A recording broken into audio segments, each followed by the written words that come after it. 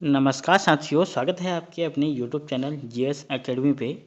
जो हमारी previous year question की सीरीज चल रही है उसी को कंटिन्यू करते हुए आज का जो पेपर है ये है ईओ का पेपर, जिसके 2 भाग अपलोड हो चुके हैं चैनल पे। और आज का जो भाग है ये है तीसरा भाग। जिसने 2 भाग नहीं देखे हैं वो देख लें, चैनल प्लेलिस्ट बनी हुई है चैनल पे, वहाँ से वॉच कर सकता है। और वीडियो के डिस्क्रिप्शन में भी लिंक दी गई है, वहाँ से भी आप देख लें। वो 2 भाग काफ़ी ज़्यादा इंपॉर्टेंट है, जिसमें 1 से लेकर 100 क्वेश्चन हमने कवर कर लिए हैं। और ये क्वेश्चन आपके ज़्यादा इम्पोर्टेंट होने वाले हैं आगामी एग्जामों के लिए, खासकर जो उत्तराखंड एसआई का पेपर होने वाला है, जिसमें 75 नंबर की जीएस पूछी जानी है। उसके काफ़ी ज़्यादा बेनिफिशियल सीरीज रहने वाली है।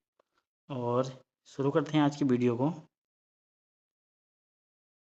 क्वेश्चन नंबर जो 101 था ये मैंने होमवर्क के लिए दिया गया था, जिसमें था कि युगांतर आश्रम की स्थापना का मुख्यालय कहाँ स्थित है। इसका मुख्यालय जो है सैन फ्रांसिस्को में स्थित है, यानी कि ऑप्शन जो है डी इसका सही आंसर था। तो आज से शुरू करते हैं आज की पहला क्वेश्चन नंबर 102 से। और अगर चैनल पर पहली बार आए हैं तो चैनल को सब्सक्राइब करें, आपको बहुत ज़्यादा फ़ायदा इस चैनल से होने वाला है। तो चलिए शुरू करते हैं आज की वीडियो। पूर्ण स्वराज का प्रस्ताव कांग्रेस के किस अधिवेशन में पारित हुआ। ये हुआ था लाहौर अधिवेशन। ऑप्शन नंबर जो ए है बी है इसका सही आंसर रहेगा। क्वेश्चन नंबर अगला है, निम्न में से किस राज्य ने वैली जली की सहायक संधि को स्वीकार नहीं किया था। ये स्वीकार नहीं किया था वो आंसर था बंगाल ने, जबकि जयपुर, जोधपुर और हैदराबाद है इन्होंने ये स्वीकार कर लिया था। क्वेश्चन नंबर अगला है, निम्न में से भारत के किस भारतीय खेल महारथी को भारत के चुनाव आयोग ने राष्ट्रीय आइकन घोषित किया है, यानी कि किया था उस टाइम का करंट अफेयर का क्वेश्चन, जिसकी किया था सचिन तेंदुलकर जी को। ऑप्शन नंबर सी इसका सही आंसर रहेगा। क्वेश्चन नंबर अगला है, निम्न में से किस देश ने फीफा महिला विश्व कप 2023 जीता। ये जीता है स्पेन ने। ऑप्शन नंबर डी इसका सही आंसर। क्वेश्चन नंबर अगला है, जर्क शब्द निम्न में से किस खेल से संबंधित है। यह है वेट लिफ्टिंग, यानी कि भारोत्तोलन से। ऑप्शन नंबर ए इसका सही आंसर। क्वेश्चन नंबर अगला है, किसने महात्मा गांधी के तरीकों को राजनीतिक भयादोहन ब्लैकमेल कहा। यह कहा लिन लिथगो ने। ऑप्शन नंबर बी इसका सही आंसर। अगला क्वेश्चन है, मुगल काल में मुजारियन शब्द का प्रयोग किसके लिए किया जाता था। एक किया जाता था कृषकों के लिए। ऑप्शन नंबर जो ए है इसका सही आंसर है। क्वेश्चन नंबर 109, निम्नलिखित में से किसने जौनपुर नगर की स्थापना की थी। जौनपुर नगर की जो स्थापना की वो की फिरोज शाह तुगलक द्वारा। ऑप्शन नंबर जो सी है इसका सही आंसर रहेगा। क्वेश्चन नंबर अगला है, निम्न में से किस सूफी संत की दरगाह भारत में नहीं है वो बताना है। इसका जो आंसर है वो है शेख फरीदुद्दीन, यानी कि ऑप्शन नंबर जो बी है इसका सही आंसर है। जबकि शेख निजामुद्दीन चिश्ती और शेख निजामुद्दीन औलिया और शेख नसरुद्दीन की दरगाह जो है भारत में स्थित है। इसका जो आंसर है वो बी बिल्कुल सही है।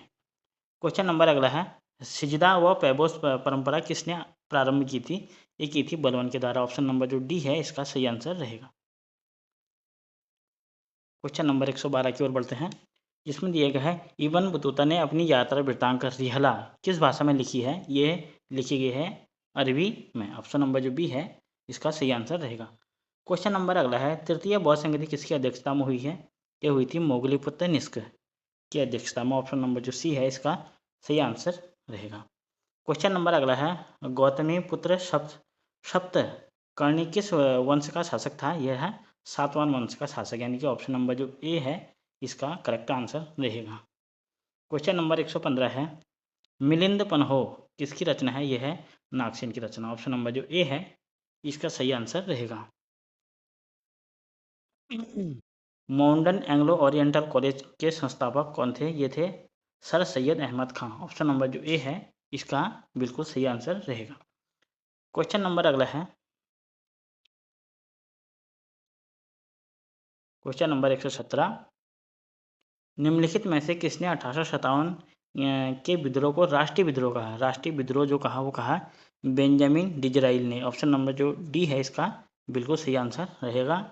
Question number 118, sir Richard Strachey आयोग का संबंध निम्नलिखित में से किससे है? इसका है अकाल आयोग से। ऑप्शन नंबर जो बी है इसका सही आंसर है।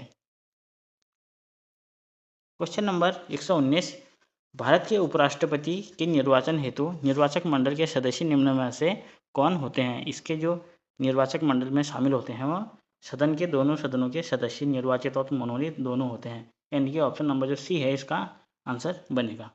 क्वेश्चन नंबर अगला है, निम्न में से संविधान का कौन सा अनुच्छेद संसद के नए राज्यों के गठन की शक्ति प्रदान करता है? जो अनुच्छेद 3 है इसमें नए राज्यों के गठन का प्रावधान दिया गया है। ऑप्शन नंबर जो सी पे है ये हमारा सही आंसर बनेगा। क्वेश्चन नंबर 121, निम्न में से किसे संसदीय विशेषाधिकार प्राप्त नहीं है? जो भारत के राष्ट्रपति को संसदीय कोई विशेष अधिकार प्राप्त नहीं है, जबकि संसद के सदस्यों को भी और भारत के मंत्रिमंडल के मंत्री को भी और भारत के महान्यायवादी को भी विशेष अधिकार प्राप्त हैं। जिसका जो आंसर है वो बी बिल्कुल सही बनेगा। क्वेश्चन नंबर 122, लोक लेखा समिति में राज्यसभा से कितने सदस्य होते हैं? जिसमें राज्यसभा से सदस्यों की संख्या होती है 7 और लोकसभा से कितनी होती है 15। टोटल मेंबर कितने होते हैं इसमें होते हैं 22 सदस्य। टोटल मेंबर पूछे तो 22 और लोकसभा से 15 और राज्यसभा से 7। इसका जो आंसर है वो बी हमारा बनेगा। क्वेश्चन नंबर अगला है, भारतीय संसद के संयुक्त अधिवेशन की अध्यक्षता निम्न में से किसके द्वारा की जाती है? जो संयुक्त अधिवेशन की अध्यक्षता की जाती है वो की जाती है लोकसभा अध्यक्ष द्वारा, जबकि संयुक्त अधिवेशन बुलाता कौन है? ये बुलाता है भारत का राष्ट्रपति। और इसमें पूछा गया है कि अध्यक्षता कौन करेगा? अध्यक्षता तो लोकसभा का अध्यक्ष ही करेगा। क्वेश्चन नंबर 124, निम्नलिखित में से किसे राज्य सूचना आयोग के सदस्यों की नियुक्ति करने का अधिकार है? बात राज्य सूचना की आई है तो राज्य के राज्यपाल करेगा। ऑप्शन नंबर जो डी है इसका सही आंसर बनेगा। क्वेश्चन नंबर अगला है, निम्न में से किसे अनुच्छेद का संबंध मूल कर्तव्य से है? किस अनुच्छेद का संबंध मूल कर्तव्य से है? यानी कि 51 का जो ए है ये मूल कर्तव्य से है संबंधित। क्वेश्चन नंबर अगला है, निम्नलिखित में से किसको यात्रियों का राजकुमार कहा जाता है? यात्रियों का जो राजकुमार है ये हिंदुस्तान को कहा जाता है। ऑप्शन नंबर जो बी है इसका सही आंसर बनेगा। क्वेश्चन नंबर अगला है, निम्नलिखित में से दक्षिण भारत में त्रिकोणात्मक संघर्ष का हिस्सा नहीं है? जो त्रिपक्षीय संघर्ष हुआ था दक्षिण भारत में जिसमें चोल शामिल नहीं था, जबकि राष्ट्रकूट, प्रतिहार और पाल जो है इसके शामिल थे। और इसमें जीत किसकी हुई थी? वो हुई थी प्रतिहारों की। अंत में प्रतिहारों की जीत हुई थी और त्रिपक्षीय संघर्ष इनके मध्य हुआ था। पाल, प्रतिहार और राष्ट्रकूटों के मध्य हुआ था। क्वेश्चन नंबर अगला है, निम्नलिखित में से किसे संविधान संशोधन द्वारा समाजवाद और धर्मनिरपेक्ष शब्द को संविधान की उद्देशिका में जोड़ा गया था? ये जोड़ा गया था 42वें संविधान संशोधन 1976 के द्वारा। ऑप्शन नंबर जो बी है इसका सही आंसर बनेगा। क्वेश्चन नंबर अगला है, निम्नलिखित में से किस वर्ष भारत में नया उपभोक्ता संरक्षण अधिनियम पारित किया गया? ये किया गया 2019 में। ऑप्शन नंबर जो बी है इसका करेक्ट आंसर है। क्वेश्चन नंबर अगला है, निम्न में से कौन भारत के राष्ट्रपति के चुनाव में उत्पन्न विवादों का निर्णय करता है? ये करता है सर्वोच्च न्यायालय यानी कि सुप्रीम कोर्ट। ऑप्शन नंबर जो बी है इसका सही आंसर रहेगा। क्वेश्चन नंबर अगला है, 2015 में बनाए गए नीति आयोग का अध्यक्ष निम्नलिखित में से कौन है? जो नीति आयोग के अध्यक्ष कौन होते हैं? वो होते हैं प्रधानमंत्री। ऑप्शन नंबर जो सी है इसका बिल्कुल सही आंसर बनेगा। क्वेश्चन नंबर 32, निम्न में से किस अनुच्छेद के अंतर्गत वार्षिक वित्तीय विवरण जिसको बजट बोला जाता है संसद में प्रस्तुत किया जाता है? यानी कि अनुच्छेद 112 के तहत बजट को पेश किया जाता है संसद में। इसका जो आंसर है वो बी बिल्कुल सही बनेगा। क्वेश्चन नंबर अगला है, निम्न में से कितने सदस्यों को भारत का राष्ट्रपति राज्यसभा में मनोनीत करता है? जो राज्यसभा में मनोनीत करता है वो करता है कितने सदस्यों को? 12 सदस्यों को। और ये जो 12 सदस्य हैं ये 4 क्षेत्रों से निर्वाचित करता है भारत का राष्ट्रपति। वो 4 क्षेत्र कौन कौन से होते हैं? वो होते हैं कला,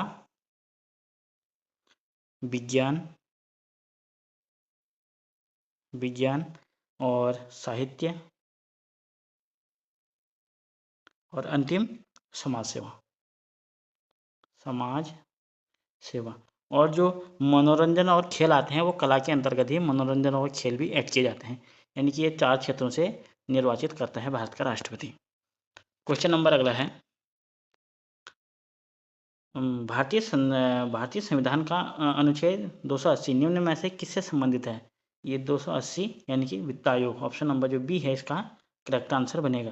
क्वेश्चन नंबर अगला है, जनहित याचिका को निम्न में से किस अन्य नाम से भी जाना जाता है? जो जनहित याचिका है इसको सामाजिक क्रिया याचिका, वर्ग क्रिया याचिका और सामाजिक हित याचिका के नाम से, यानी कि तीनों नाम से भी जाना जाता है। इसका जो आंसर है वो बनेगा डी, हमारा बिल्कुल सही। क्वेश्चन नंबर 136, निम्न में से किस उम्र समूह के बच्चों के लिए अनुच्छेद 21 का यह व्यवस्था करता है कि राज्य मुक्त एवं अनिवार्य शिक्षा प्रदान करेगा? जो अनुच्छेद 21 का ए है ये करता है 6 से 14 वर्ष के लिए अनिवार्य शिक्षा का प्रावधान। ऑप्शन नंबर जो डी है इसका बिल्कुल सही आंसर बनेगा। क्वेश्चन नंबर अगला है, राष्ट्रीय अनुसूचित आयोग द्वारा अपनी वार्षिक रिपोर्ट निम्न में से किसे प्रस्तुत की जाती है? जो SC आयोग है ये अपनी वार्षिक रिपोर्ट राष्ट्रपति को प्रस्तुत करता है। ऑप्शन नंबर जो डी है इसका बिल्कुल सही आंसर बनेगा। क्वेश्चन नंबर 138, निम्नलिखित में से किस अनुच्छेद में नागरिकों के लिए समान नागरिकता संहिता, जो काफ़ी चर्चे में है अभी, उत्तराखंड में भी लागू हो गया है, इसका जो किसमें वर्णन है? ये अनुच्छेद 44 में समान नागरिकता संहिता का वर्णन है। ऑप्शन नंबर जो बी है इसका सही आंसर बनेगा। क्वेश्चन नंबर अगला है, राष्ट्रीय ग्रामीण विकास एवं पंचायती राज यानी कि NIRD व PR निम्न में से किस स्थान पर अवस्थित है? जो राष्ट्रीय ग्रामीण विकास पंचायती राज संस्थान है वो हैदराबाद में स्थित है, यानी कि ऑप्शन नंबर डी इसका बिल्कुल सही आंसर बनेगा। क्वेश्चन नंबर अगला है, भारतीय संविधान के किस भाग में त्रिस्तरीय पंचायती व्यवस्था के प्रावधान की व्यवस्था की जाती है? ये की गई है भाग 9 में, यानी कि ऑप्शन नंबर सी इसका सही आंसर बनेगा। क्वेश्चन नंबर अगला है, निम्न में से किस दिन राष्ट्रीय पंचायती राज दिवस मनाया जाता है? यानी कि 24 अप्रैल को राष्ट्रीय पंचायती राज दिवस मनाया जाता है। ऑप्शन नंबर ए बिल्कुल सही आंसर बनेगा। क्वेश्चन नंबर अगला है, राष्ट्रीय ग्रामीण रोजगार मिशन का अब पुनर्निर्मित नाम क्या रखा गया है? ये रखा गया है दीनदयाल अंत्योदय योजना। ऑप्शन नंबर जो बी है इसका बिल्कुल सही आंसर है। क्वेश्चन नंबर अगला है, निर्धनता रेखा को मापने का कैलोरी मापदंड किसके द्वारा प्रस्तुत किया गया? ये किया गया था योजना आयोग द्वारा। ऑप्शन नंबर जो डी है इसका बिल्कुल सही आंसर है। क्वेश्चन नंबर अगला है, micro units development refinance agency, जिसको मुद्रा बोला जाता है शॉर्ट में, संबंधित है। ये किससे संबंधित है? ये है गैर कृषि लघु सूक्ष्म उपकरण से, यानी कि ऑप्शन नंबर जो सी है इसका बिल्कुल सही आंसर बनेगा। क्वेश्चन नंबर अगला है, मेक इन इंडिया कार्यक्रम का उद्देश्य है, इसका उद्देश्य है विनिर्माण क्षेत्र को बढ़ावा एवं आयात को कम करना, यानी कि ऑप्शन नंबर जो ए है इसका सही आंसर बनेगा। क्वेश्चन नंबर 146, पुनर्निर्मित अस्पृश्यता यानी कि अपराध अधिनियम 1955 को अब निम्न में से किस नाम से जाना जाता है? इसको जाना जाता है, अब जो नाम है इसका ये है नागरिक अधिकार संरक्षण अधिनियम 1955। ऑप्शन नंबर जो ए है इसका सही आंसर है। क्वेश्चन नंबर अगला है, निम्नलिखित में से किस वर्ष भारत में बौद्धिक संपदा का अधिकार पारित किया गया? ये किया गया है 2016 में। ऑप्शन नंबर डी इसका सही आंसर बनेगा।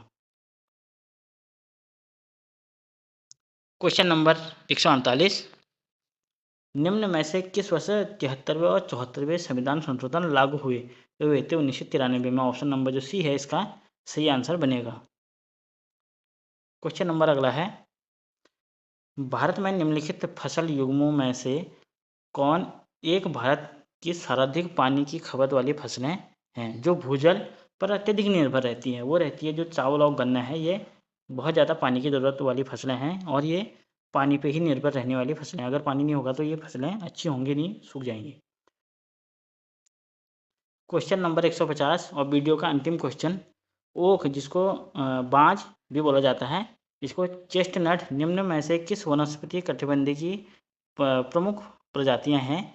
ये हैं हिमालयी आर्द्र पर्वतीय वन प्रकार की वनस्पतियां। तो ये 150 क्वेश्चन हमने हल कर लिए हैं। ये वीडियो आपको अगर अच्छी लगी तो चैनल को सब्सक्राइब करें और वीडियो को भी लाइक करें और ऐसी नई वीडियो के लिए हमारे चैनल से बने रहें। धन्यवाद। Thank you for watching. See you next time.